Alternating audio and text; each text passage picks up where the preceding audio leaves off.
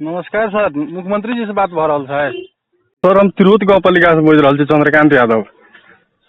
तिरहुत गापा सप्तरी नहीं? हजुर सर। सप्तरी चंद्रकांत यादव। हजुर सर। चंद्रकांत यादव, ठीक है सर हम सब भादो का 30 गते निवेदन देना छलिए सर की काम काज सार्वजनिक कैल जो कह तिरहुत गाँव पालिका कि मोहली से हमर सबके गांव के नजदीक में बारंबार बांध बने छे, लेकिन 2-3 साल में फेर टूट जाए छे। पुल एक बनत रहे, वो मतलब 3-4 साल से बनत रहे, एक अखन तक मतलब एवोटमेंट का मतलब निचला स्ट्रक्चर मात्र बनल सके तक, ऊपर का बाकी है सब स्ट्रक्चर और सुपर स्ट्रक्चर अखन पुल का सर। मतलब कत जाके पुल है ये सर बरमजिया से मतलब हमर सब गांव दिसन आवे वाला पुल है।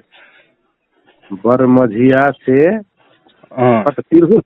हजुर सर, तिरहुत का बरमझिया से तिरहुत आए वाला पुल? हजुर सर, मोहली नदी में। हाँ, तिरहुत